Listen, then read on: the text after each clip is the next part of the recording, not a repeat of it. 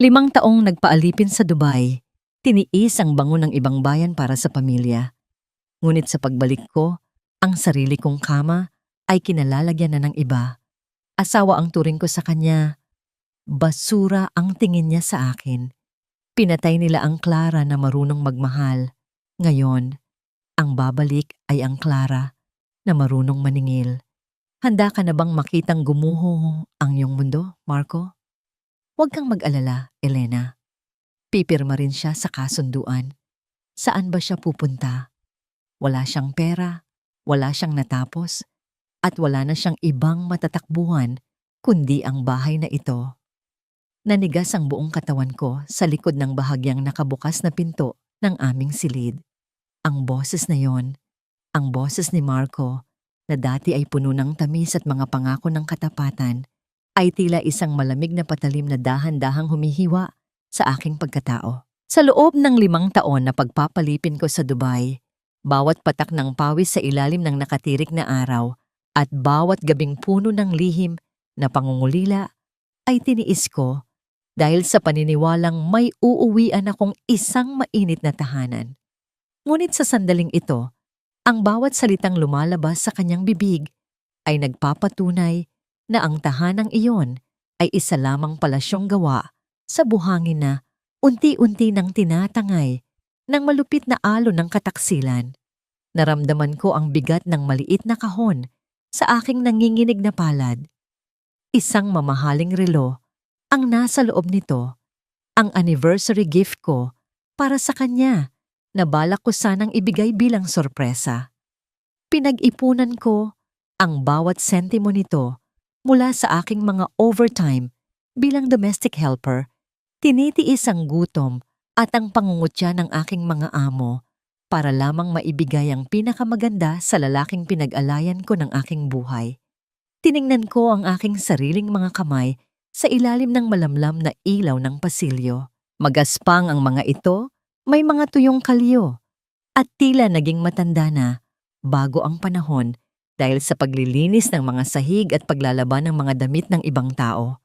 Ang mga kamay na ito ang nagtaguyod sa kanyang negosyo, ang nagpuno sa kanyang mga bulsa noong wala pa siyang anuman.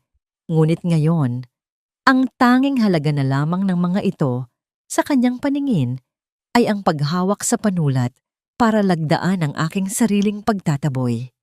Narinig ko ang mahinang tawa ni Elena, ang babaeng itinuring kong matalik na kaibigan, ang taong pinagkatiwalaan ko ng aking mga anak at ng aking mga lihim noong nasa malayo ako. Ang tunog ng kanyang kasiyahan ay tila isang lason na mabilis na kumakalat sa aking mga ugat, nagpapatuyo sa huling patak ng pag-asa sa aking puso. Pakiramdam ko ay biglang nawalan ng hangin ang buong paligid. Ang bawat pintig ng aking dibdib ay naging isang mabigat na pasanin, tila isang martilyo na bumabaon sa aking kaluluwa. Walang luhang pumatak sa aking mga mata sa mga sandaling iyon dahil ang sakit ay masyadong malalim, masyadong matindi para idaan sa simpleng pag-iyak. Ang aking lalamunan ay tila sinasakal ng mga salitang hindi ko mabigkas, isang pagsigaw na nananatiling nakakulong sa aking lalamunan. Dahan-dahan, bumitaw ang aking mga daliri sa hawak kong kahon. Ang pagbagsak nito sa makapal na alpombra ay hindi lumikha ng anumang ingay. Isang tahimik na pagtatapos sa isang pangarap na akala ko ay panghabang buhay. Ngunit sa loob ng aking dibdib, may isang bagay na gumuho ng may kasamang matinding pait, isang pagkakawasak na mas masakit pa sa anumang sugat sa katawan. Dito na lang ba hahantong ang lahat ng aking sakripisyo? Pagkatapos ng lahat ng taon na ibinigay ko ang aking kabataan at lakas para sa kinabukasan ng pamilyang ito, bakit ako pa ang naging basura sa sarili kong pamamahay? Sa gitna ng katahimikan ng gabi, habang pinagmamasdan ko ang anino ng 2 taong nagtataksil sa akin, isang katanungan ang paulit-ulit na humahampas sa aking isipan. Sa dinami-dami ng bagyong sinuong ko para sa kanya sa ibang bayan, bakit ako pa ang kailangang maiwan na mag-isa at basang-basa sa gitna ng ulan? Nabalik lamang ang aking diwa nang marinig ko ang pagpihit ng doorknob. Mabilis akong umatras sa dilim. Ang aking puso ay tila isang ibong nagpupumiglas sa hawla ng aking tadyang. Ang bawat hakbang ko palayo ay tila paglalakad sa ibabaw ng mga basag na bubog. Hindi ko alam kung saan ako pupunta. Ngunit isa lang ang sigurado sa aking isipan. Ang Clara na pumasok sa bahay na ito nang may pagmamahal ay wala na. Ang natitira na lamang ay ang malamig na abo ng isang babaeng namatay sa loob ng sarili niyang tahanan. Lumabas ako sa aming bahay na tila isang estranghero. Bitbit ang isang maliit na maleta na naglalaman lamang ng iilang piraso ng damit at ang aking mga luma ng pangarap. Ang ulan na kanina ay dahan-dahang pumapatak lamang ay naging isang malakas na buhos na ngayon, tila nakikiramay sa bigat ng aking nararamdaman. Ang bawat butil ng tubig na tumatama sa aking balat ay kasing lamig ng pakikitungo ni Marco sa akin sa loob ng silid na yon. Wala akong ibang naririnig kundi ang ingay ng langit na tila nagngangalit habang ang aking paningin ay malabo na dahil sa pinaghalong luha at tubig ulan. Clara, stop making a scene. Nakakahiya sa mga kapitbahay. Ang boses ni Doña Aurora, ang aking biyenan, ay nangibabaw mula sa veranda. Nakatayo siya roon, suot ang kanyang mamahaling robe na galing din sa perang ipinadala ko noong nasa Dubai pa ako. Wala akong makitang kahit katiting na awa sa kanyang mga mata. Tanging pagkasuklam lamang para sa isang babaeng tinitingnan niya bilang isang hamak na katulong na pilit pumasok sa kanilang pamilya. You never belonged here. Utang na loob mo pa sa amin na pinatira ka namin dito ng ilang buwan pagbalik mo. Ngayon, umalis ka na bago ko patawagin ang mga security. Gusto kong sumigaw. Gusto kong isumbat sa kanya ang bawat sentimo na ibinuhos ko sa bahay na ito.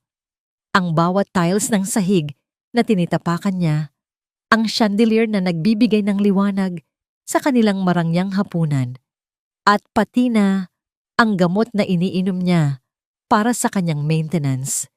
Lahat ng iyon ay galing sa aking pawis. Tiniis ko ang init ng disyerto, ang pang-aalipusta ng ibang lahi, at ang 5 taong hindi ko nakita ang paglaki ng sarili kong anak para lang mabigyan sila ng buhay na tila sila ang mga Panginoon. Pero ngayon, sa harap ng lahat ng iyon, ako ang naging dumi sa kanilang mga mata. Nasaan si Lulu? Gusto ko lang makita ang anak ko. Ang boses ko ay halos pabulong na dahil sa panginginig ng aking buong katawan. Ang lamig ay unti-unti nang nanunuot sa aking mga buto. Ngunit ang pangungulila sa aking anak ang mas matinding nagpapahirap sa akin. You're in no condition to see her, Clara. Look at you. Para kang baliw na palaboy sa labas. Malamig na tugon ni Marco habang nakatayo sa tabi ng kanyang ina. Lulu is safe with Elena. At least Elena can give her the stability and the class that she needs. Hindi isang inang walang direksyon ng buhay. Ang mga salitang iyon ay tila isang malakas na sampal na nagpabagsak sa akin sa semento ng aming driveway. Napaluhod ako sa gitna ng baha. Hinahayaang ang putik ay kumapit sa aking mga tuhod. Sa gilid ng aking mga mata, napansin ko ang aming mga kasambahay na nakasilip sa bintana ng kusina. Sina Manang Sela at ang iba pa na dati ay laging nakangiti sa akin ay mabilis na nag-iwas ng tingin. May takot sa kanilang mga mukha. Isang uri ng pagkailang na tila may malaking sikretong ayaw nilang ipaalam sa akin o marahil ay natatakot silang madamay sa galit ni Marco. Gumapang ako patungo sa malaking gate na gawa sa bakal, ang tanging harang na naghihiwalay sa akin sa aking anak. Idinikit ko ang aking noo sa malamig at basang rehas. Ang aking mga daliri ay mahigpit na nakakapit sa matitigas na bakal hanggang sa mamuti ang aking mga kuko. Sa sandaling iyon, hindi ko na naramdaman ang ulan o ang lamig. Ang tanging nararamdaman ko ay ang bawat pintig ng aking puso na tumatawag sa pangalan ni Lulu. Isang tahimik na panalangin ang lumabas sa aking mga labi. Isang pangako na kahit anong mangyari, hindi ko hahayaang manatili ang aking anak sa mga taong pumatay sa aking kaluluwa. Umalis ka na, Clara. If I see your face here again tomorrow, I will call the police and file a restraining order against you. Ang huling hiyaw ni Marco bago niya tuluyang isara ang malaking pinto ng bahay. Ang tunog ng pagsasara ng pinto ay tila isang hatol ng kamatayan para sa huling bahagi ng aking pagkatao na umaasang may natitira pang pag-ibig sa tahanang ito. Naiwan akong mag-isa sa labas ng gate, nakaluhod sa gitna ng madilim na kalsada.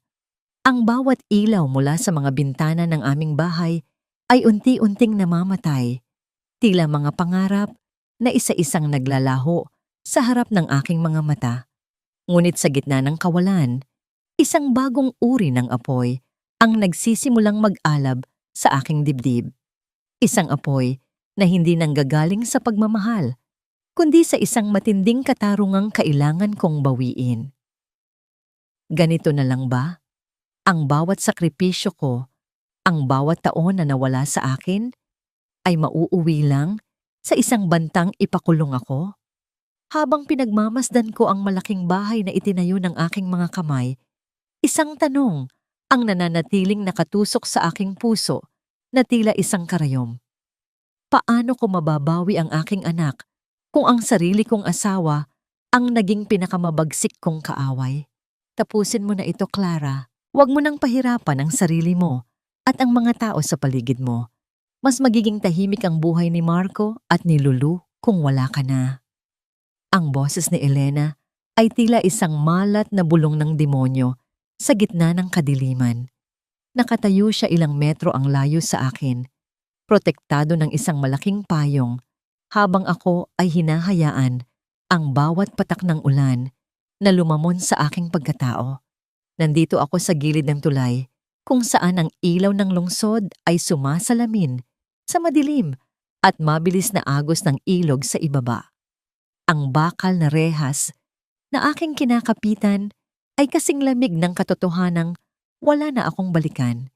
Hindi sapat kay Elena na nakuha na niya ang aking asawa at ang aking tahanan. Gusto niyang masigurado na wala nang natitirang hininga sa babaeng dati ay itinuring niyang kapatid. You're just a shadow, Clara. Isang OF2 na sinuwerte lang sandali. Pero sa huli, balik ka rin sa putik na pinanggalingan mo. Pagpapatuloy niya ng may mapanuyang ngiti. Look at you. Wala kang pera, wala kang kakampi. Kahit mamatay ka rito, walang iiyak sa'yo kundi ang mga linta mong kamag-anak na umaasa lang sa padala mo. Tumingin ako sa malayo, sa kumpas ng tubig, na tila isang malaking kumot na handang tumanggap sa aking pagod. Sa bawat salitang binitawan ni Elena, nararamdaman ko ang unti-unting pagbigat ng aking mga talukap. Ang bawat alaala ng aking pagsisikap sa Dubai. Ang mga hapong tinitiis ko, ang init para lang makapag-ipon ng balikbayan box. Ang mga gabing kausap ko ang unan dahil sa sobrang pangungulila ay tila mga pahina ng libro na isa-isang sinusunog sa harap ko. Ang lahat ng iyon ay nauwi sa isang tulay na walang patutunguhan. Dahan-dahan, itinaas ko ang aking kanang kamay. Pinagmasdan ko ang aking wedding ring. Ang gintong tila nagbibigay ng huling kislap sa gitna ng ulan. Sa loob ng mahabang panahon, ang singsing na ito ang naging simbolo ng aking katapatan. Ang angkla na humahawak sa akin sa bawat oras ng kahinaan. Ngunit ngayon, nararamdaman ko ang bigat nito bilang isang tanikala ng kasinungalingan. Sa isang iglap, hinubad ko ang singsing at inilapag ito sa semento ng tulay. Ang tunog ng pagtama ng ginto sa matigas na sahig ay hindi narinig sa gitna ng dagundong ng ulan, ngunit sa aking pandinig, iyon ang huling hudyat ng aking paglaya bilang isang biktima. Ito na ang gusto nyo, di ba? Ang mawala ako? Ang aking boses ay naging kalmado, isang katahimikang mas nakakatakot kaysa sa bagyo. Tumingin ako ng diretso sa mga mata ni Elena, ang huling pagkakataon na makikita niya ang takot sa aking mukha. Ibibigay ko sa inyo ang katahimikang hinahangad nyo, pero tandaan mo ito, Elena, ang tubig na ito ay hindi nakakalimot. Hindi ko na hinintay ang kanyang sagot. Isang hakbang, isang pagbitaw, at naramdaman ko ang pagkawala ng bigat sa aking mga paa. Ang pakiramdam ng pagkahulog ay tila isang mabagal na sayaw sa gitna ng kawalan. Ang hangin ay humahampas sa aking mukha, tila sinusubukang hugasan ng lahat ng pait. At nang tumama ang aking katawan sa malamig at malalim na tubig, ang bawat bahagi ng aking pandama ay binalot ng isang matinding katahimikan. Ang paglubog ko sa ilalim ng madilim na agos ay ang huling pagkakataon na naging klara ako, ang martir na asawa, ang biktima ng kataksilan. Kinaumagahan, ang balita ay mabilis na kumalat sa bawat sulok ng telebisyon. Isang babae, pinaniniwalaang tumalon mula sa tulay kagabi. Tanging tsinelas at singsing ang naiwan sa pinangyarihan. Nakatayo si Marco sa harap ng mga kamera ng media. May hawak na panyo at pilit na pinupunasan ang mga matang wala namang luha. Ang kanyang boses ay nanginginig sa harap ng publiko. Isang mahusay na pagganap para sa isang lalaking kakapatay lang sa kaluluwa ng kanyang asawa. Ang mga tao ay nakikiramay. Ang mga kapitbahay ay nagbubulungan ng awa, habang si Marco ay lihim na nakikipagpalitan ng tingin kay Elena sa likod ng mga reporter. Ngunit sa isang malayong pampang, malayo sa mga kamera at sa mga mapagkunwaring dasal, isang kamay ang dahan-dahang kumapit sa basang buhangin. Ang bawat paghinga ay isang paghihirap, bawat pintig ng puso ay isang paalala ng sakit. Habang nakadapa sa dilim, dahan-dahang iminulat ng babae ang kanyang mga mata. Wala na ang Clara na marunong magpatawad. Ang bawat patak ng tubig na lumalabas sa kanyang baga ay tila naglalabas din ng huling bakas ng pag-ibig na dati ay nagpapahina sa kanya. Isang tanong ang nanatiling nakabitin sa hangin, kasabay ng malamig na simoy ng madaling araw. Kung ang isang babae ay namatay na sa paningin ng mundo, anong uri ng halimaw ang isisilang mula sa kanyang mga abo para maningil? Patay na si Clara. Sa bawat pagpikit ng aking mga mata, iyon ang katotohanang paulit-ulit kong ibinubulong sa aking sarili. Wala na ang babaeng naniwala sa mga matatamis na salita. Wala na ang asawang nagpaalipin para sa isang tahanang gawa sa kasinungalingan. Sa maliit at tahimik na islang ito, kung saan ang tanging maririnig ay ang banayad na paghampas ng tubig sa mga puting buhangin at ang paggaspas ng mga dahon ng niyog sa itaas. Dahan-dahan kong binubuo ang mga piraso ng aking nadurog na pagkatao. Uminom ka muna nito, Clara. Kailangan mong magpalakas. Ang malumanay na boses ni Attorney Sarah ang bumasag sa katahimikan ng aking pag-iisip. Inabutan niya ako ng isang tasa ng mainit na tsa. Ang usok nito ay dahan-dahang humahalo sa malamig na simoy ng dagat. Si Sarah ay hindi lamang isang abogada. Siya ang babaeng tinulungan ko noong kami ay nasa Dubai pa. Noong mga panahong siya ang minaltrato ng kanyang amo at wala siyang matakbuhan, ako ang nagtago sa kanya. Ako ang nagbigay ng huling dirham ko para makatawag siya sa embahada. Ngayon, ang utang na loob na yon ay bumabalik sa akin sa paraang hindi ko inaasahan. Siya ang sumagip sa akin sa pampang. Siya ang nagtago sa akin sa mundong naniniwalang isa na lamang akong alaala sa ilalim ng ilog. Madam C, iyan na ang magiging pangalan mo simula ngayon, sabi ni Sarah habang inilalatag ang mga bagong dokumento sa ibabaw ng lumang kahoy na mesa. Isang mayamang investor mula sa abroad na naghahanap ng mapaglalagyan ng kapital sa Pilipinas. Malinis ang lahat ng papel mo, Clara. Walang makakakilala sa iyo. Tiningnan ko ang mga dokumento. Ang bawat pahina ay tila isang pasaporte patungo sa isang buhay na punong-puno ng paghihiganti. Ngunit alam ko sa loob ko na hindi lang ito tungkol sa paniningil. Tungkol ito sa pagbawi sa dangal na tinapaktapakan ni na Marco at Elena. Binuklat ko ang isang folder na naglalaman ng mga ilegal na transaksyon ng kumpanya ni Marco. Mga dokumentong lihim kong kinopya bago ako lumayas. Ang bawat numero at lagda roon ay tila mga bala na gagamitin ko para pabagsakin ang kanilang imperyo. Tumayo ako at dahan-dahang lumapit sa isang malaking salamin na nakasandal sa dingding ng kubo. Ito ang unang pagkakataon na hinarap ko ang aking sariling refleksyon matapos ang gabing iyon sa tula. Kinuha ko ang gunting sa mesa at nang walang pag-aalinlangan, sinimulan kong gupitin ang aking mahabang buhok. Ang buhok na dati ay hinahaplos ni Marco. Ang buhok na naging saksi sa aking pagiging martir. Ang bawat hibla na nalalaglag sa sahig ay tila isang bahagi ng aking kahapon na tuluyan ko nang pinuputol. Nang matapos ako, isang ibang babae ang tumingin pabalik sa akin mula sa salamin. Maikli na ang aking buhok, mas matalim ang tingin ng aking mga mata, at ang aking mga labi ay hindi na nanginginig sa takot. Wala na ang bahid ng pagiging domestic helper. Ang nakikita ko na ngayon ay isang babaeng handang sumabak sa anumang laban. Ang aking balat na dati ay tila tuyo sa pagod ay nagsisimula nang kuminis sa ilalim ng pag-aalaga ni Sarah. Ngunit ang mas malaking pagbabago ay nasa loob ko.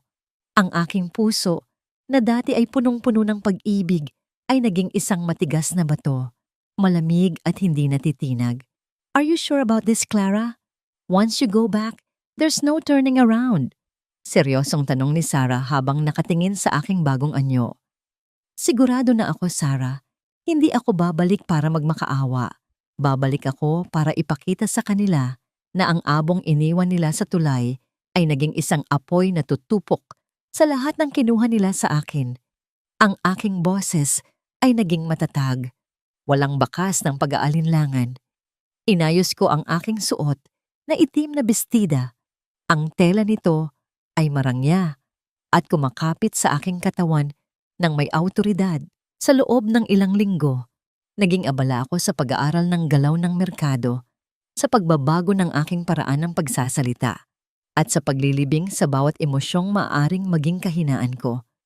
Ngunit sa gitna ng lahat ng ito, may isang bagay na hindi ko kayang alisin sa aking isipan, ang mukha ni Lulu. Ang bawat gabi ay ginugugol ko sa pag-iisip kung kumain na ba siya, kung hinahanap niya ba ako, o kung tinuturuan na siya ni Elena na kalimutan ang kanyang tunay na ina. Kinuha ko ang isang maliit na itim na bilong gawa sa lace at isinuot ito sa aking ulo. Bukas ang araw ng aking sariling memorial service. Isang miron na nakaitim ang lilitaw sa likod ng mga nagdadalamhati. Isang anino na magmamasid sa sarili niyang libing. Habang pinagmamasdan ko ang aking bagong mukha sa salamin, isang mapait na ngiti ang sumilay sa aking mga labi. Handa na ba kayong makaharap ang multo ng inyong mga kasalanan? Dahil sa bawat luha na pumatak sa aking mukha noong gabing iyon, isang hagupit ng katarungan ang ibabalik ko sa inyo ng may interes. Nakakasuka ang amoy ng tagumpay kapag ito ay itinayo sa ibabaw ng isang puntod na wala pang isang buwang natutuyo ang lupa.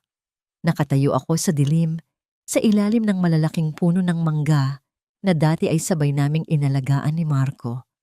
Mula rito, tanaw ko ang loob ng aming bahay. Ang bahay na bawat kanto ay pamilyar sa akin. Ang bawat disenyo ay bunga ng aking mga pangarap. Ngunit ngayon, ang mga bintana ay naglalabas ng isang nakakasilaw na liwanag na tila nangungutya sa aking kalagayan. Naririnig ko ang malalakas na tawanan at ang mahinang himig ng isang biolin, mga tunog ng kasiyahang hindi nararapat sa isang tahanang kailan lang ay nabalot ng trahedya. Isang buwan pa lang ang nakakalipas mula nang mamatay ako, ngunit narito sila, nagdiriwang na tila isang malaking tinik ang nawala sa kanilang mga lalamunan. Dahan-dahan akong humakbang papasok sa bakuran, suot ang aking disguise bilang isang kinatawan ng catering at event coordination company. Ang aking mukha ay bahagyang natatakpan ng isang malapad na sombrero at madilim na salamin, ngunit ang mas malaking proteksyon ko ay ang aking bagong aura, isang malamig at misteryosong awtoridad na malayo sa dating Clara na laging nakayuko at sunod-sunuran. "Excuse me, madam. Pakicheck lang po ang arrangement ng mga bulaklak sa buffet area." Ang boses ko ay kontrolado, may ibang tono na hindi nila agad makikilala. Nakita ko si Elena. Nakasuot siya ng isang pulang-pulang bestida na tila sumisimbolo sa dugong kanyang inutang sa akin. Ang kanyang halimuyak ay pamilyar. Iyon ang paborito kong pabango na dati ay itinatago ko para lamang sa mga espesyal na okasyon. Ngunit ngayon ay ginagamit na niya ng walang pakundangan. Nakita ko ang kanyang mga kamay na humahaplos sa braso ni Marco. Isang pag-aaring dati ay sa akin, habang sila ay tumatanggap ng mga bati mula sa kanilang mga bisitang mapagkunwari. Ang bawat ngiti ni Marco ay tila isang bagong latay sa aking likuran. Paanong ang lalaking iniyakan ko ng husto ay nagagawa ng humalakhak ng ganoon kabilis? Ngunit ang mas matinding sakit ay dumating nang makita ko ang aking anak. Si Lulu ay nakaupo sa isang sulok, suot ang isang mamahaling damit na tila hindi naman siya komportable. Lumapit sa kanya si Elena at hinawakan ang kanyang mukha para sa isang picture, isang pagkukunwaring mapagmahal na ina sa harap ng mga kamera. Nakita ko ang takot at kalungkutan sa mga mata ni Lulu. Hindi siya ngumingiti. Ang kanyang maliliit na daliri ay mahigpit na nakakapit sa kanyang bitbit na manika. Ang manikang huling ibinigay ko sa kanya bago ako lumayas. "Smile, Lulu baby, para maganda tayo sa social media." Ang marinig ang boses ni Elena na tinatawag ang anak ko ay tila isang mainit na bakal na idiniit sa aking puso. Ginagamit niya ang aking anak bilang isang accessory para lamang magmukhang perpekto ang kanilang bagong buhay. Hindi ko napansin na unti-unti na pala akong lumalapit sa kinaroroonan nila. Ang aking mga kamao ay nakakuyom sa ilalim ng aking bitbit na clipboard. Ang bawat hakbang ko ay puno ng pait at matinding pagpipigil. Gusto kong sumigaw. Gusto kong itulak si Elena palayo sa aking anak. Ngunit alam ko ang limitasyon ng aking plano. Kailangan kong maging anino muna bago ako maging apoy. Sa gitna ng kaguluhan ng party, habang abala sina Marco at Elena sa pakikipag-usap sa isang mahalagang investor, dahan-dahan kong nilapitan ang mesa ni Lulu. Ang aking puso ay tila isang tambol na mabilis ang pagtibok. Bawat pintig ay nagpapaalala sa akin ng panganib na aking kinakaharap. Tumigil ako sa kanyang tabi at nagkunwaring nag-aayos ng mga kubyerto sa mesa. "Ayos ka lang ba, bata?" Ang aking bulong ay puno ng pag-iingat, ngunit hindi ko mapigilan ang panginginig ng aking boses sa sobrang pangungulila. Tumingala si Lulu. Ang kanyang mga mata ay nanlaki ng bahagya habang tinitingnan ang aking mukha sa ilalim ng sombrero. May isang pamilyar na kislap sa kanyang mga mata, isang uri ng pagkilala na tanging sa pagitan lamang ng isang ina at anak ang makakaintindi. Dahan-dahang itinaas ni Lulu ang kanyang maliit na kamay at hinawakan ang dulo ng aking daliri. Ang init ng kanyang balat ay tila isang kuryenteng gumising sa bawat bahagi ng aking pagkatao. "Nanay?" Ang mahinang tawag na yon ay tila nagpahinto sa pag-ikot ng aking mundo. Ang boses ni Lulu, na puno ng pag-asa at pagkalito, ay narinig sa gitna ng ingay ng party. Nanigas ako sa aking kinatatayuan habang nararamdaman ang paglapit ng mga hakbang ni Marco mula sa aking likuran. Mababago ba ng isang salita ang lahat ng aking pinagplanuhan? O ito na ang simula ng aking pagkabuko sa gitna ng palasyo ng mga traidor? "Anak, huwag kang magulo. Maraming bisita." Ang malamig na boses ni Marco ay mabilis na bumasag sa sandali ng aming pagtatagpo. Naramdaman ko ang paglapit ng kanyang anino, ang amoy ng kanyang mamahaling alak na humahalo sa halimuyak ng mga bulaklak sa paligid. Mabilis kong ibinaba ang aking tingin at inayos ang dulo ng aking malapad na sombrero.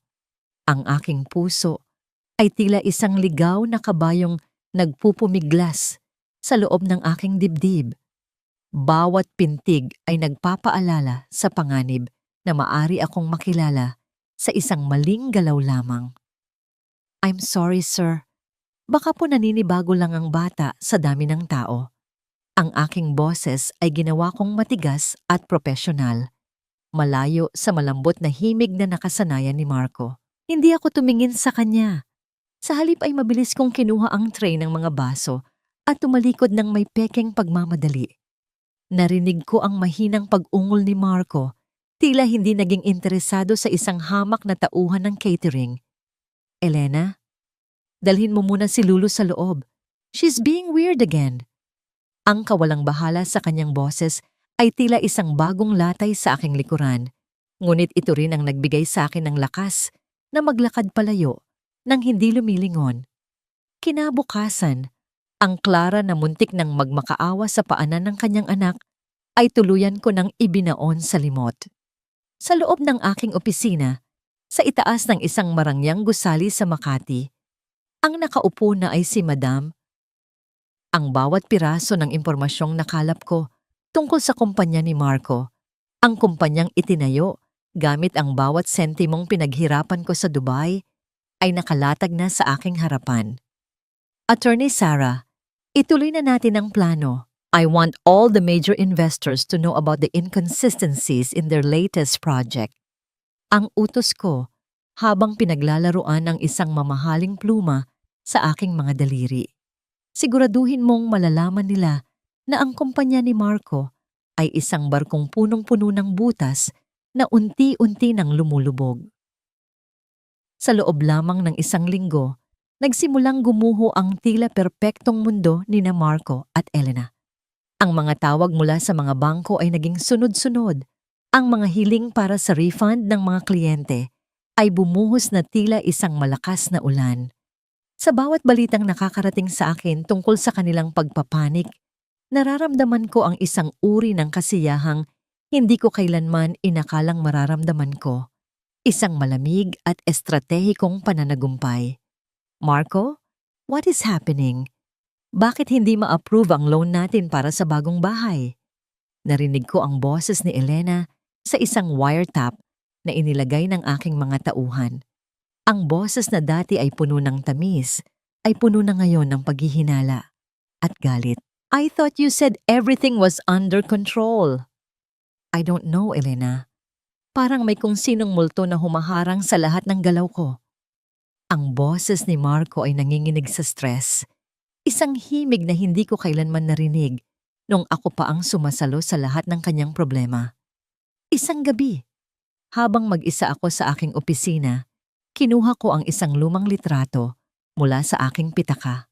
Litrato namin yon ni Marco nung unang taon ko sa Dubai. Magkayakap kami, puno ng pag-asa, nangangako ng katapatan. Dahan-dahan kong inilapit ang dulo ng litrato sa apoy ng isang kandila. Pinanood ko kung paano dahan-dahang kinakain ng apoy ang kanyang mukha. Kung paano naging abo ang mga pangakong naging tanikala sa akin sa loob ng maraming taon.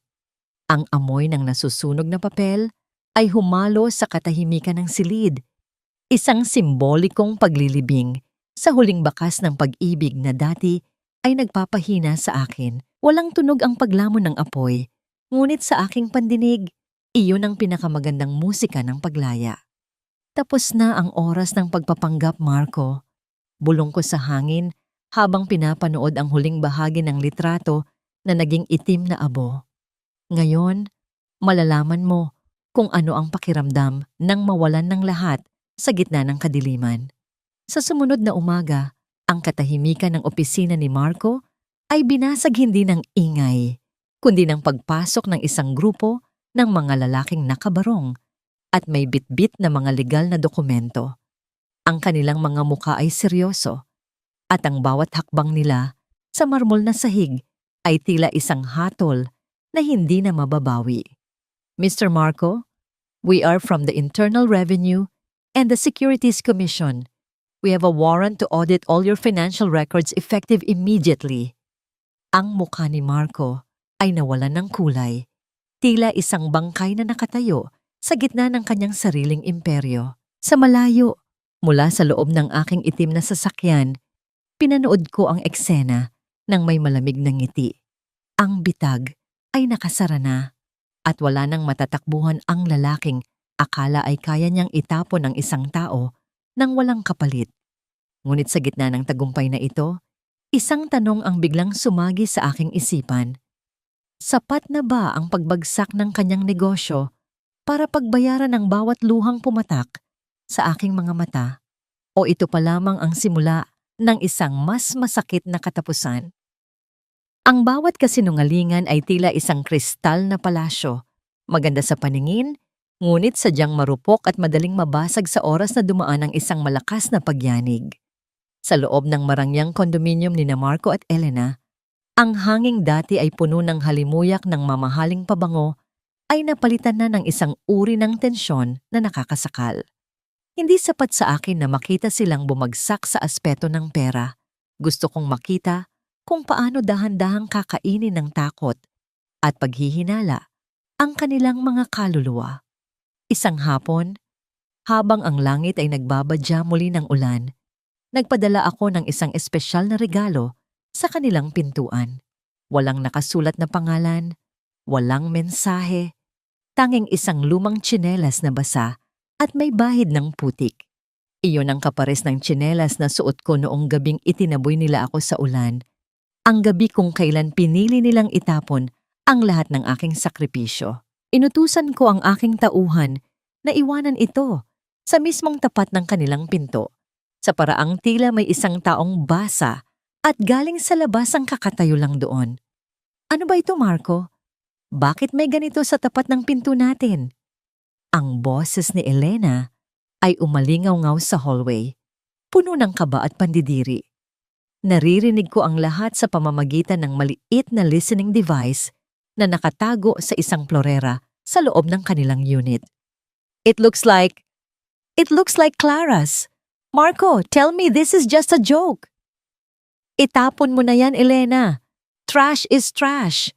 Ang pasigaw na sagot ni Marco.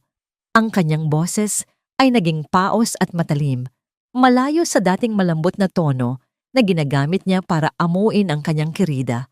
Ang stress mula sa audit ng kumpanya at ang pagbawi ng mga investors ay unti-unti nang sumisira sa kanyang pasensya. Hindi mo ba nakikita?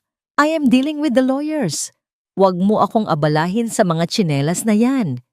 Ngunit hindi tumigil doon ang aking laro. Sa bawat gabing lumilipas, unti-unti kong pinapaalala kay Elena ang presensya ng isang alaala na hindi niya kayang takasan. Tahimik akong nagpapadala ng mga puting liryo, mga bulaklak na madalas iugnay sa pamamaalam, kasabay ng amoy ng sabon na dati kong ginagamit. Minsan, bigla na lang nag-iiba ang ilaw sa kanilang silid dahil sa mga aberyang technical sa smart home system, sapat para lumikha ng pakiramdam na may isang matang palaging nagmamasid mula sa dilim. Marco, hindi ako makatulog. Pakiramdam ko may mali. Parang may kasama ako rito. Naamoy ko ang sabon niya at ramdam ko ang presensya. Umiiyak na sabi ni Elena. Nanginginig ang boses sa takot. Ang dating maaliwalas niyang muka ay unti-unti nang kinakain ng puyat at kaba. Ang bigat ng konsensya ay mas mabigat kaysa anumang parusang pisikal. Tumigil ka na, Elena. Napapagod ka lang. Sagot ni Marco nang may inis, kasabay ng mariing paghampas ng kamay sa mesa. Wala na siya. Lahat ng nangyari noon, tapos na. Ang pagkalabog ng kahoy sa semento ay tila isang babala na ang kanilang relasyon ay unti-unti nang nagkakalamat. Ang kailangan nating isipin ay ang kasal natin sa susunod na linggo. I need that marriage certificate para ma-access ang trust fund ni Lulu. That is our only way out. Napakuyom ang aking mga palad habang nakikinig sa aking opisina. Gagamitin pa rin nila ang aking anak para iligtas ang kanilang mga sarili. Ang kanilang kasakiman ay walang hanggan, tila isang kumunoy na pilit humihila sa lahat ng bagay na malapit sa kanila. Ngunit sa gitna ng kanilang pagtatalo, isang bagong impormasyon ang dumating sa aking mesa mula sa aking mga private investigators sa probinsya. Isang lumang dokumento na nilaw na sa panahon ang nakalatag sa harap ko. Ito ay isang marriage contract mula sa isang maliit na bayan sa Pangasinan. 10 taon na ang nakalilipas. Ang pangalan ng babae sa kontrata? Elena Rodriguez. At ang pangalan ng lalaki ay hindi Marco. Elena, akala mo ba ay ikaw lang ang may kayang magtago ng sikreto? Bulong ko sa hangin habang hinahaplos ang dulo ng dokumento. Isang mapait na ngiti ang sumilay sa aking mga labi. Ang babaeng pilit nagpapakitang tao, ang babaeng nagnanais ng marangyang buhay, ay mayroon palang naiwang asawa sa probinsya na hindi pa niya formal na hinihiwalayan. Habang ang ulan ay nagsisimulang humampas sa bintana ng aking opisina, pinanood ko ang mga patak ng tubig na dumadaloy sa salamin, tila mga luhang hindi na kailangang dumanas ng sakit. Ang bawat piraso ng puzzle ay unti-unti nang nabubuo at ang huling alas ay nasa aking mga kamay na. Handa na ang entablado para sa kanilang marangyang kasal, ngunit ang hindi nila alam, ang okasyong yon ay hindi magiging simula ng kanilang bagong buhay. Ito ang magiging araw ng kanilang pinakamalaking kahihiyan, kung saan ang lahat ng anino ng nakaraan ay sabay-sabay nalilitaw upang bawiin ang bawat sentimo ng utang na loob na kanilang kinalimutan. Mr. Marco, tuloy kayo. Maupo kayo. Ang boses ko, na ngayon ay mas malalim at puno ng awtoridad, ay umalingaw-ngaw sa loob ng aking malawak na opisina sa Makati. Mula sa aking kinauupuan, sa likod ng malaking mesa na gawa sa madilim na mahogany, pinanood ko ang pagpasok ng lalaking dati ay itinuring kong mundo. Mukhang matanda na si Marco. Ang kanyang mga balikat ay bahagyang nakayuko. Ang kanyang mamahaling suit ay tila maluwag na sa kanya. At ang kanyang mga mata ay balot ng itim na bakas ng puyat at stress. Hindi ko mapigilang makaramdam ng isang uri ng malamig na tagumpay habang tinitingnan ko siyang ganito. 1 taong dati ay tila higante sa aking paningin. Ngunit ngayon ay tila isang pulubing humihingi ng limos sa harap ng isang reyna. Madam C, maraming salamat sa pagkakataong ito. Ang boses niya ay nanginginig, puno ng desperasyon na pilit niyang itinatago sa likod ng isang pekeng ngiti. I know my company is going through some rough patches, but with your investment, I can turn things around. Sisiguraduhin kong hindi kayo magsisisi. Hindi ako sumagot agad. Hinayaan ko ang katahimikan na lumamon sa buong silid. Isang uri ng katahimikang tila bumibitay sa kanyang huling pag-asa. Dahan-dahan kong kinuha ang isang tasang porselana at nagbuhos ng mainit na kape. Ang usok nito ay dahan-dahang humahalo sa malamig na hangin mula sa aircon, lumilikha ng isang marangyang halimuyak na alam kong pamilyar sa kanya. Barako. 3 kutsarang asukal. Walang gatas. Iyan ang paborito nyo, di ba, Mr. Marco? Ang tanong ko habang dahan-dahang inilalapag ang tasa sa harap niya. Ang bawat galaw ng aking kamay ay kontrolado. Tila isang tumpak na sayaw. Nanigas si Marco. Tumingin siya sa tasa. Pagkatapos ay tumingin sa akin ng may halong gulat at pagkalito. How? Paano niyo nalaman? Only a few people know how I take my coffee. Isang mapait at misteryosong ngiti ang sumilay sa aking mga labi sa likod ng aking madilim na salamin. I make it my business to know everything about my partners, Mr. Marco. Maging ang pinakamaliliit na detalye ng kanilang buhay at ng kanilang mga lihim. Nakita ko ang paglunok ni Marco. Ang kanyang lalamunan ay gumalaw sa kaba. Uminom siya ng kape. At sa bawat higop niya, Nakikita ko ang unti-unting pagbabalik ng kanyang alaala. Tila may hinahanap siyang anino sa aking mukha, isang bakas ng nakaraan na pilit niyang kinakalimutan. Ngunit dahil sa aking maikling buhok, sa aking matapang na makeup, at sa aking matikas na pananamit, tanging ang multo lamang ni Clara ang kanyang nararamdaman, hindi ang buhay na babaeng nasa harap niya. You remind me so much of someone I used to know. Mahinang bulong ni Marco. Ang kanyang mga mata ay nananatiling nakatitig sa akin. Pero imposible. She was different. Weak. A martyr. Minsan, ang mga martir ay muling isinisilang bilang mga maniningil, Mr. Marco. Ang sagot ko ng may malalim na himig ng babala. Ang kahinaan ay nagiging baluti kapag ang puso ay tuluyan ng naging bato. Tumayo ako at lumapit sa bintana, pinagmamasdan ang mga sasakyang tila mga langgam sa ibaba. Naramdaman ko ang paglapit ni Marco sa aking likuran. Ang kanyang presensya na dati ay nagpapakilig sa akin ay nagdudulot na lamang ngayon ng matinding pagkasuklam. Bigla niyang hinawakan ang aking kamay, isang desperadong galaw para makuha ang aking atensyon at pabor. Madam C, please, save my company. I am willing to do anything, kahit anong kapalit. Ang kanyang boses ay puno ng pagsusumamo habang dahan-dahan niyang inilapit ang aking kamay sa kanyang mga labi at hinalikan ito bilang tanda ng pasasalamat at pagpapasakop. Naramdaman ko ang pagbaliktad ng aking sikmura sa haplos ng kanyang mga labi sa aking balat. Ang bawat bahagi ng aking katawan ay tila gustong sumigaw sa pandidiri, ngunit nanatili akong matigas. Tiningnan ko siya mula sa itaas ng aking balikat. Ang aking mga mata ay malamig na tila yelo. Sa bawat segundo na lumilipas, mas lalong tumitindi ang aking pananalig na ang lalaking ito ay hindi kailanman karapat-dapat sa kahit isang patak ng aking mga luha.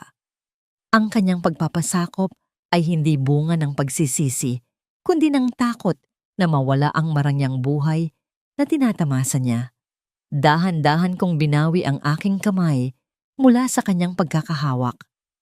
Kumuha ako ng isang piraso ng mamahaling tissue sa aking mesa at marahang pinunasan ang bahaging idinikit niya sa kanyang mga labi. Sa harap mismo ng kanyang mga mata, nakita ko ang panliliit ng kanyang anyo, ang mabilis na pagdaan ng kahihiyan sa kanyang muka na tila isang sampal na walang tunog. Don't get too ahead of yourself, Mr. Marco. Ang boses ko ay kasing talim ng isang labaha. I am an investor, not a saint. I don't give out miracles for free. I understand, Madam C. I will do everything. Just name your price. Mabilis niyang tugon. Pilit na ibinabalik ang kanyang dignidad habang inaayos ang kanyang gusot na kurbata. I want a guarantee, Mr. Marco. Isang kasiguraduhan na hindi masasayang ang bawat sentimong ilalagak ko sa kumpanya mo. Ang dugtong ko habang dahan-dahang naglalakad pabalik sa aking upuan. Kailangan kong maging collateral ang lahat ng inyong personal na ari-arian, kabilang ang inyong bahay sa Forbes Park.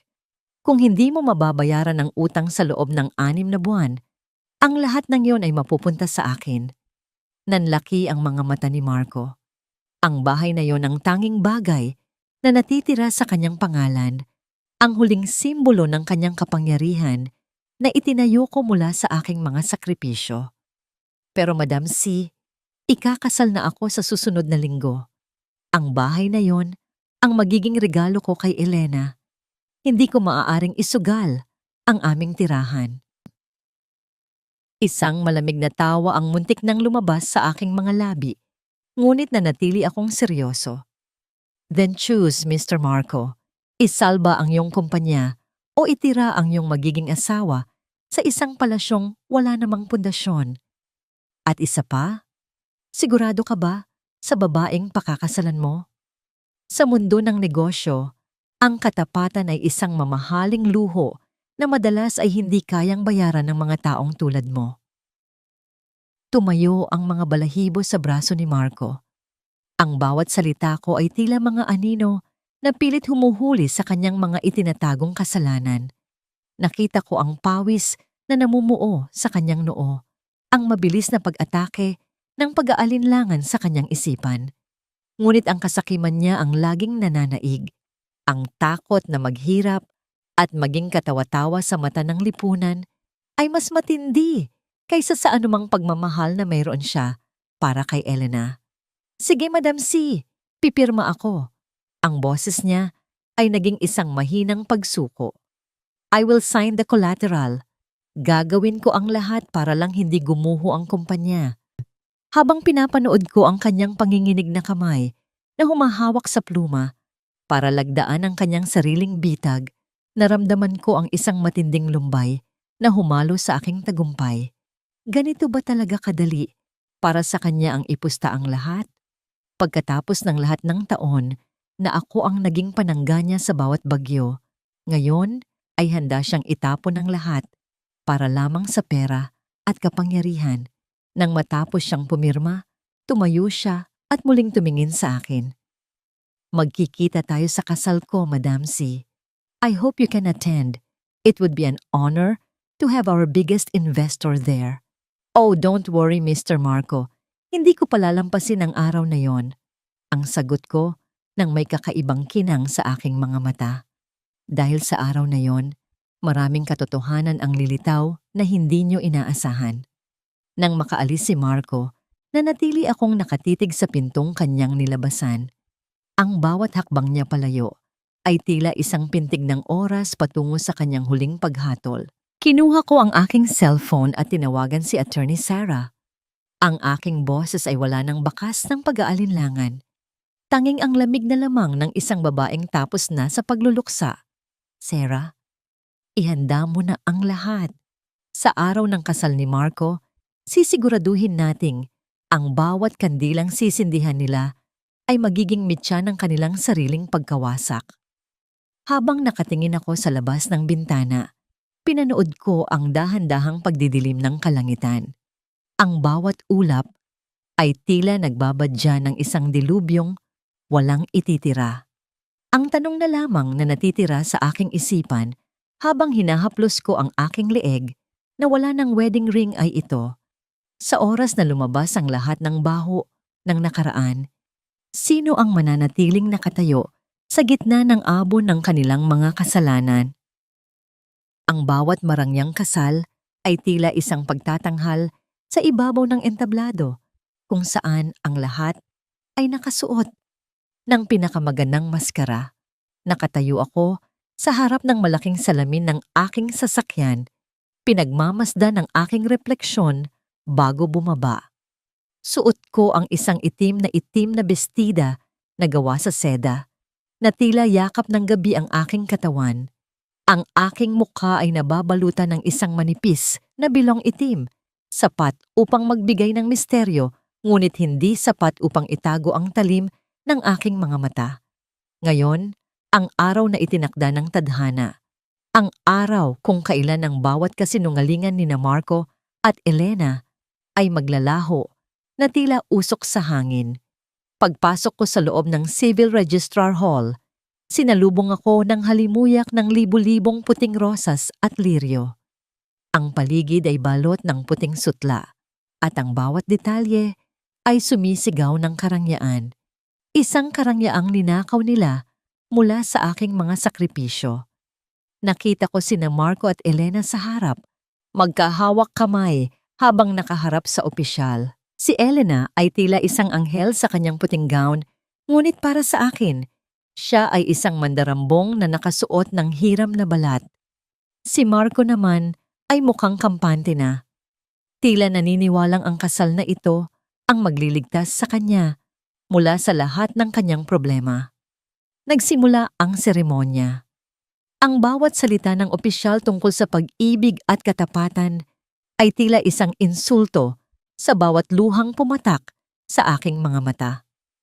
Habang papalapit ang sandali ng pagpirma sa kontrata, ang katahimikan sa loob ng bulwagan ay naging kasing bigat ng isang hatol. Kung mayroon mang sino man dito na may sapat na dahilan upang tutulan ang pag-iisang dibdib na ito, Mangyaring magsalita ngayon o manatiling tahimik habang buhay, ang boses ng opisyal ay umalingaw-ngaw. Isang formalidad na hindi inaasahang magkakaroon ng sagot. Dahan-dahan akong humakbang patungo sa gitna ng aisle. Ang tunog ng aking mga takong sa marmol na sahig ay tila isang matatag na martilyo na bumabasag sa katahimikan ng seremonya. Ang lahat ng mata ay nabaling sa akin.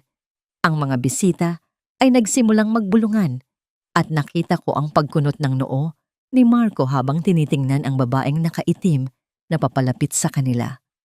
I object. Ang aking boses ay malinaw at malamig. Walang bakas ng panginginig. Tumigil ako sa harap mismo ni Marco at Elena. Ang aking anino ay tila lumalamon sa kanilang puting mundo. Madam C, what are you doing? This is my wedding. Ang pasigaw na tanong ni Marco, ang kanyang mukha ay puno ng pagkalito at nagsisimulang kabahan. This is not the time or place for business. This is exactly the place for the truth, Marco. Ang sagot ko. Dahan-dahan kong itinaas ang aking kamay at hinubad ang aking bilong itim. Sa sandaling malantad ang aking mukha, ang buong bulwagan ay nabalot ng isang nakakangilong katahimikan. Nakita ko ang biglang pagkawala ng kulay sa mukha ni Elena. Ang kanyang mga mata ay nanlaki sa matinding takot na tila nakakakita ng isang multo mula sa kailaliman ng lupa. Si Marco naman ay napabitaw sa kamay ni Elena. Ang kanyang mga labi ay nanginginig habang pilit na binibigkas ang aking pangalan. Clara? Buhay ako, Marco. At dahil buhay ako, ang kasal na ito ay isang malaking krimen. Ang sabi ko habang inilalapag sa harap ng opisyal ang isang folder na naglalaman ng mga dokumento. Hindi ka maaaring magpakasal sa iba dahil legal pa tayong mag-asawa. At higit sa lahat, hindi ka maaaring magpakasal kay Elena dahil siya mismo ay kasal pa sa ibang lalaki sa probinsya. Elena Rodriguez? O dapat ko bang sabihing Elena Santos? Isang malakas na ingay ng pagkagulat ang sumabog sa buong bulwagan. Ang mga bisita ay nagsimulang maglabas ng kanilang mga telepono. Ang mga flash ng kamera ay tila mga kidlat na tumatama sa mukha ni Marco at Elena. Si Elena ay napasandal sa altar. Ang kanyang mga kamay ay nanginginig habang sinusubukang takpan ang kanyang mukha. Hindi totoo yan. Marco, nagsisinungaling siya. Patay na si Clara. Hiyaw ni Elena. Ngunit ang kanyang boses ay puno ng desperasyon at paranoia. Ang bawat dokumentong iyan ay pirmado at legal, Elena. Ang asawa mong iniwan sa pangasinan ay nasa labas na ngayon, kasama ang mga pulis. Ang dugtong ko ng may mapait na ngiti. Marco, ang lahat ng perang ginamit mo para sa kasal na ito ay bahagi ng perang ninakaw mo sa kumpanyang collateral na ngayon sa akin. You are under arrest for bigamy and estafa. Sa sandaling iyon, ang mga pinto ng bulwagan ay bumukas at pumasok ang mga otoridad. Ang marangyang kaganapan ay naging isang eksena ng kaguluhan. Pinanood ko kung paano pinalibutan ng mga pulis sina Marco at Elena. Ang puting bestida ni Elena ay tila naging isang maduming basahan habang siya ay pilit na kumakawala sa mga posas. Si Marco naman ay nakalugmok sa sahig. Ang kanyang mga mata ay walang buhay habang tinitingnan ang pagguho ng kanyang imperyo. Sa harap ng babaeng dati ay itinapon niya na parang basura. Dahan-dahan akong lumapit kay Marco at bumulong sa kanyang tainga. Sabi ko sa iyo, Marco, ang mga martir ay muling isinisilang bilang mga maniningil. Ngayon, mararanasan mo ang lamig ng selda na mas matindi pa sa lamig ng ulan noong gabing pinalayas mo ako. Ngunit sa gitna ng aking tagumpay, lumingon ako sa paligid. Ang aking mga mata ay hinahanap ang isang taong mas mahalaga kaysa sa anumang paghihiganti. Nasaan si Lulu? Bakit wala siya sa gitna ng lahat ng ito? Isang matinding kaba ang biglang gumapang sa aking dibdib. Isang pakiramdam na ang aking laban ay hindi pa tapos. Nakaligtas ako sa ilog, Nakuha ko ang aking katarungan, ngunit nasaan ang aking anak? Ang bawat gusali ay may sariling alaala at ang kumpanyang ito ay nakatayo sa ibabaw ng aking mga pangarap na muntik nang maging abo. Pagpasok ko sa main office ng kumpanya ni Marco, na ngayon ay legal ko ng pag-aari, sinalubong ako ng isang katahimikang kasing lalim ng gabi. Ang amoy ng mamahaling pabango ni Marco ay tila nakakapit pa rin sa mga dingding, ngunit wala na ang awtoridad na dating nagahari rito. Ang bawat hakbang ko sa makinis na sahig ay tila isang marahang pagbawi sa bawat taon na nawala sa akin habang nagpapalipin ako sa ibang bansa. Naririnig ko ang mahinang hikbi mula sa dulo ng pasilyo. Doon, sa harap ng pintuan ng aking bagong opisina, nakaupo si Doña Aurora. Wala na ang kanyang mga mamahaling alahas, wala na ang kanyang mapagmataas na tingin. Ang kanyang buhok ay tila hindi na ayos at ang kanyang mga mata ay mugto na sa pag-iyak. Pagkakita niya sa akin, mabilis siyang gumapang patungo sa aking mga paa. Ang kanyang mga kamay na dati ay nagtataboy sa akin ay ngayon ay mahigpit na nakakapit sa dulo ng aking bestida. Clara, maawa ka. Hindi ko alam ang ginagawa ni Marco. Pinalayas ko na siya sa buhay ko. Wala na siyang kinalaman sa akin. Ang kanyang pagsusumamo ay puno ng kawalang hiyaan. Huwag mo akong hayaang maghirap. Ibinigay ko naman sa iyo ang lahat noong nandito ka. 'Di ba? Tandaan mo ang utang na loob mo sa pamilyang ito. Tiningnan ko siya ng may halong awa at pagkasuklam. Ang isang inang handang itakwil ang sariling anak para lamang mailigtas ang kanyang karangyaan ay isang uri ng nilalang na hindi karapat-dapat sa anumang respeto. Dahan-dahan kong inalis ang kanyang mga kamay sa aking damit. Ang tanging utang na loob na mayroon ako, Aurora, ay sa sarili kong mga kamay na nagtrabaho ng husto. Ang bawat sentimo na ginamit nyo ay galing sa pawis ko sa Dubai. Ngayon, ang katarungan na ang maniningil sa inyo. Iniwan ko siyang nakahandusay sa sahig at pumasok ako sa loob ng opisina. Lumapit ako sa malaking swivel chair na dati ay kinalalagyan ni Marco. Dahan-dahan akong umupo rito, nararamdaman ang lambot ng katad na tila yumayakap sa aking pagod na likod. Sa ibabaw ng mesa, nakalatag ang lahat ng dokumento ng kumpanya. Ang mga papel na nagpapatunay na ang bawat pako, bawat semento, at bawat sahod ng mga empleyado ay nagmula sa aking mga remittance bilang domestic helper. Itinaas ko ang aking mga kamay at pinagmasdan ang aking mga kuko. May kaunting dumi sa ilalim ng isa kong kuko. Marahil ay nakuha ko noong hinawakan ko ang lumang folder ng aking mga contract sa abroad. Kinuha ko ang isang nail file at dahan-dahang nilinis ito. Sa bawat kiskis ng metal sa aking kuko, nararamdaman ko ang isang uri ng kapayapaan.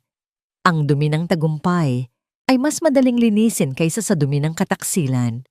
Sa sandaling ito, ako na ang reyna ng sarili kong kapalaran. Wala nang lalaking magdidikta sa aking halaga, wala nang biyenang yuyurak sa aking pagkatao. Madam Clara, narito na ang mga sheriff para sa foreclosure ng bahay sa Forbes Park. Ang ulat ng aking sekretarya mula sa intercom. Isang tipid na ngiti ang sumilay sa aking mga labi. Sige, siguraduhin niyo na walang maiiwang kahit isang gamit ni Elena sa bahay na yon.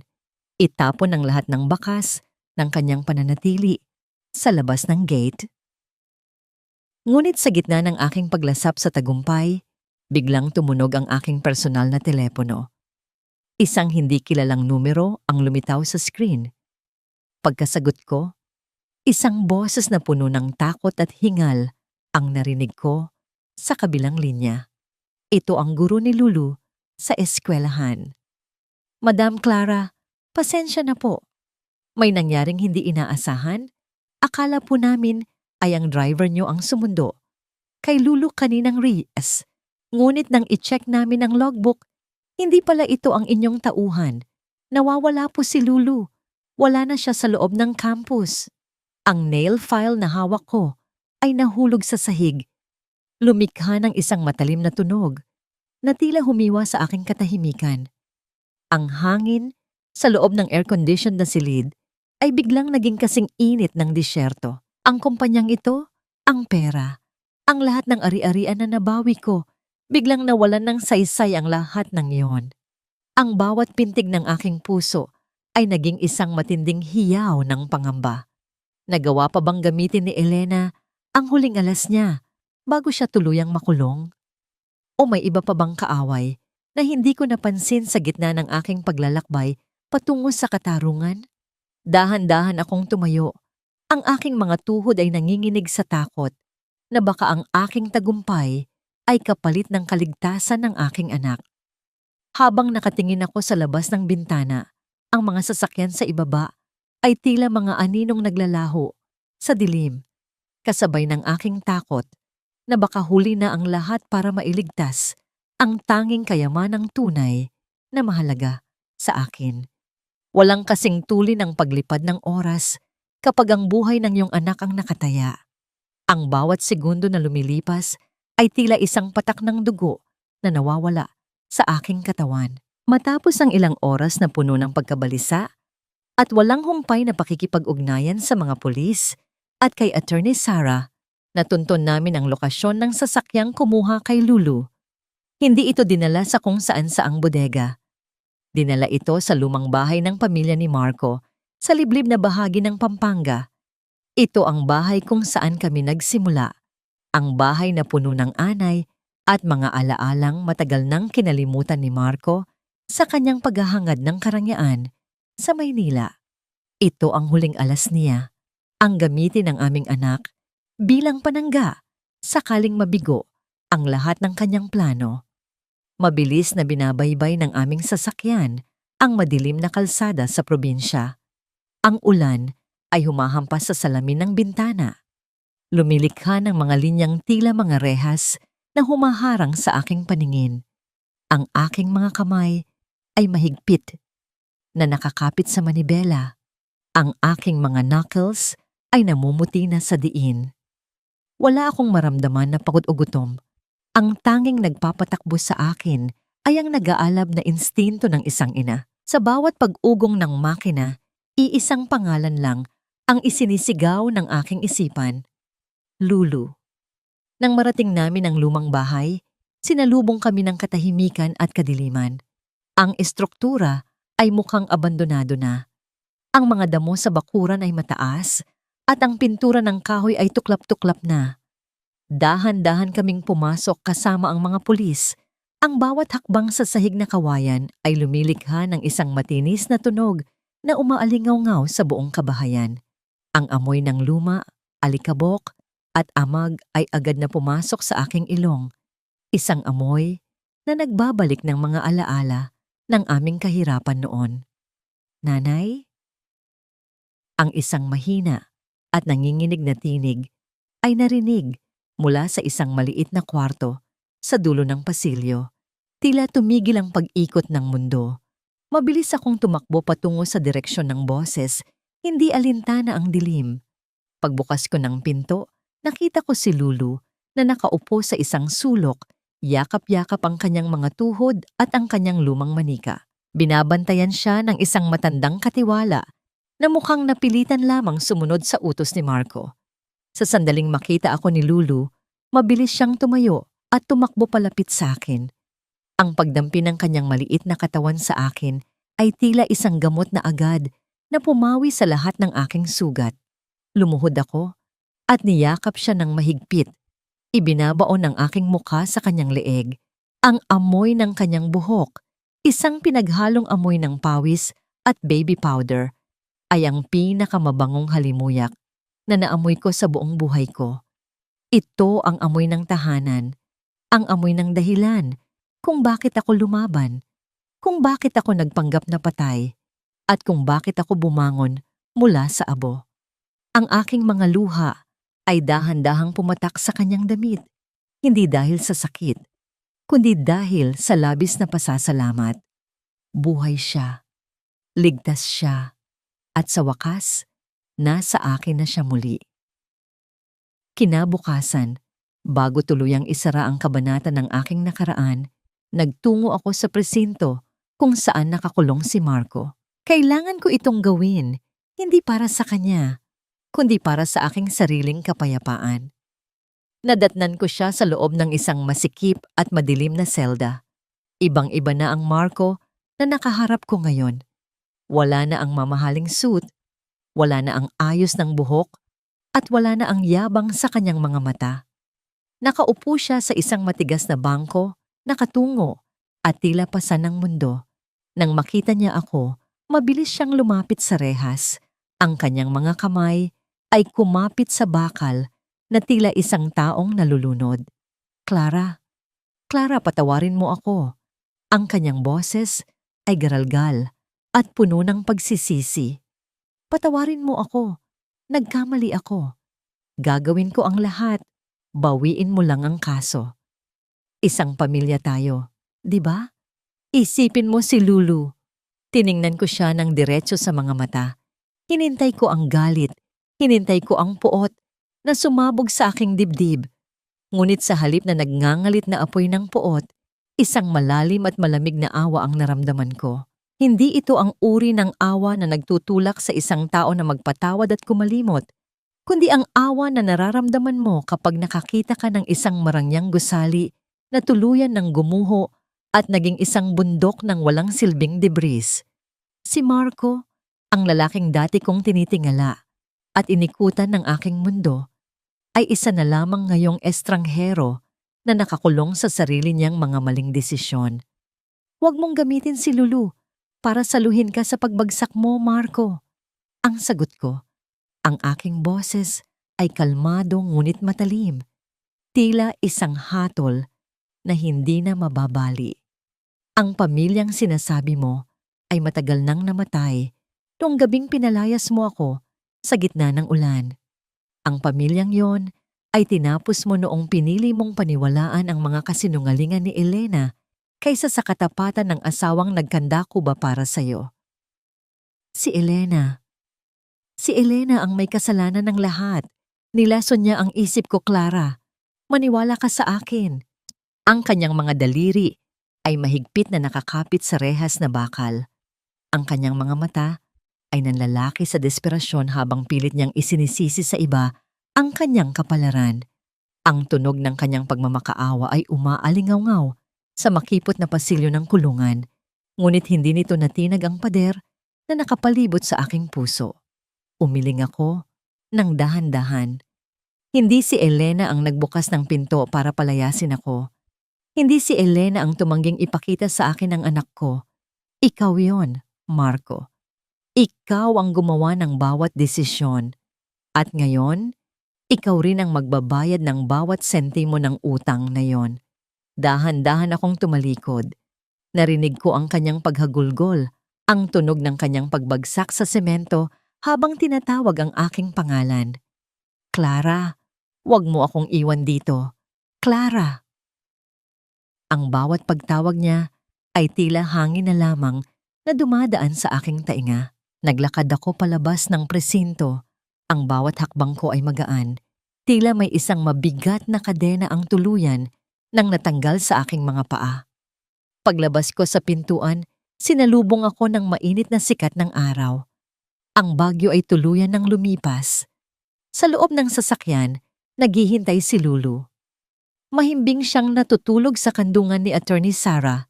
Yakap pa rin ang kanyang lumang manika. Pinagmasdan ko ang mukha ng aking anak, ang payapa niyang paghinga, ang mahahaba niyang pilikmata na namana niya sa akin. Sa sandaling iyon, naramdaman ko ang tunay na kahulugan ng tagumpay. Hindi ito ang pagbawi sa kumpanya. Hindi ito ang pagpapakulong kay Marco at Elena. Ang tunay na tagumpay ay ang kakayahang protektahan ang ngiti ng batang ito at bigyan siya ng kinabukasang malayo sa anino ng takot at panloloko. Pumasok ako sa sasakyan at dahan-dahang hinaplos ang buhok ni Lulu. Nagmulat siya ng mata ng bahagya at ngumiti nang makita ako. Nanay, bulong niya bago muling pumikit, kampante sa kaalamang nandito na ako. Tumingin ako kay Sarah. at tumango. Pinaandar ng driver ang makina. At habang papalayo kami sa lugar na yon, hindi na ako lumingon pabalik. Ang nakaraan ay mananatili na sa likod ng mga rehas, kasama ang mga taong pinili ang kadiliman. Ako at si Lulu, kami ay hahakbang patungo sa liwanag. Tapos na ang paghihiganti, simula na ng paghilom. Lumipas ang 6 na buwan at ang Pasig ay tila nagbago ng anyo sa aking paningin. Dati, ang ilog na ito ay simbolo ng aking kawalan ng pag-asa, isang madilim na hantungan ng aking mga pangarap. Ngunit ngayon, habang nakadungaw ako mula sa glass window ng aking bagong opisina, ang tubig ay kumikinang sa ilalim ng sikat ng araw. Tila mga diamanteng isinaboy ng tadhana bilang gantimpala sa aking pagbangon. Madam C, ready na po ang boardroom para sa launching ng dangal ng OFW Foundation. Ang magalang na paalala ni Jen, ang aking bagong sekretarya. Tumango ako at inayos ang aking blazer. Ang dangal ay hindi lamang isang charity. Ito ay isang pangako. Ito ang kanlungan para sa mga kababaihang tulad ko, mga inang ng ibang bansa, nagpadala ng bawat sentimo at umuwing walang nadatnan kundi ang mga gumuhong pamilya. Sa loob ng conference room, sinalubong ako ng mga mukha ng iba't ibang babae. May mga mugto ang mata, may mga nanginginig ang kamay, at may mga tila nawalan na ng pag-asa. Nakita ko ang aking sarili sa kanila, ang Clara na dating lumuluhod sa ulan. Huwag kayong matakot magsimula muli. Ang panimula ko sa aking talumpati, ang aking boses ay puno ng init at tatag. Ang sabi nila, ang babae ay parang kawayan. Yumuyuko sa bagyo, pero hindi nababali. Pero mali sila. Tayo ay parang ginto, mas pinapanday ng apoy, mas kuminang, mas tumitibay. Ang inyong halaga ay hindi nakabase sa lalaking iniwan kayo, kundi sa kakayahan niyong itayong muli ang inyong sarili mula sa wala. Nang matapos ang programa, bumalik ako sa aking pribadong opisina. Sa ibabaw ng aking mesa, may isang puting sobre na nakapatong. Walang selyo, ngunit pamilyar ako sa sulat kamay na nasa likod nito. Galing ito sa City Jail. Kinuha ko ang sobre. Naramdaman ko ang gaspang ng papel sa aking mga daliri. Ito marahil ang huling liham ni Marco o baka kay Elena. Marahil ay puno ito ng panibagong pagsusumamo o di kaya ay sumbat. Sa loob ng ilang sandali, naglaro sa aking isipan ang pagnanais na basahin ito upang malaman kung nagsisisi na ba talaga sila o kung gaano sila nahihirapan sa loob. Ngunit mabilis ding naglaho ang kuryosidad na yon. Ano pa ba ang kailangan kong marinig mula sa nakaraan? Ang kanilang mga salita ay wala nang bisa sa aking kasalukuyan. Dahan-dahan kong nilukot ang sobre. Hindi ko ito binuksan. Ang tunog ng pagrunot ng papel ay tila musika ng aking ganap na paglaya. Inihulog ko ito sa basurahan sa ilalim ng aking mesa, kasama ng iba pang mga bagay na wala ng halaga. Ang Clara na naghahanap ng closure sa ibang tao ay matagal nang namatay. Ang babaeng nakatayo ngayon ay may sarili ng kapayapaan. Bago umuwi, nagpasya akong dumaan sa tulay, ang mismong tulay kung saan nagsimula ang lahat. Huminto ang sasakyan sa gilid at lumabas ako bitbit ang isang pumpon ng puting rosas. Ang hangin ay sariwa, humahaplos sa aking pisngi na tila isang malambing na pagbati. Lumapit ako sa railing sa tumingin sa ibaba. Ang tubig ay payapa na dumadaloy. Inihulog ko ang mga bulaklak, isa-isa. Pinanood ko silang tangay ng agos palayo hanggang sa maging maliliit na tuldok na lamang sila sa kalayuan. Paalam, Clara, bulong ko sa hangin. Salamat sa pagtitiis mo noon. Dahil sa sakit na dinanas mo, naging matibay ako ngayon. Pag-uwi ko sa bahay, ang bahay na nakapangalan na sa akin at kay Lulu, sinalubong ako ng aking anak. Tumatakbo siya palapit sa akin. May bitbit na isang drawing. Ipinapakita nito ang isang babaeng may suot na korona at isang batang babae na magkahawak kamay sa ilalim ng araw. Nanay, ikaw to. You look like a queen. Masayang sabi ni Lulu. Napangiti ako at niyakap siya ng mahigpit. Ang init ng kanyang maliliit na braso na nakapulupot sa aking leeg ay mas mahalaga pa sa anumang kwintas na ginto o titulo ng lupa. Inamoy ko ang kanyang buhok, amoy araw at laro, amoy ng isang batang malaya at walang takot.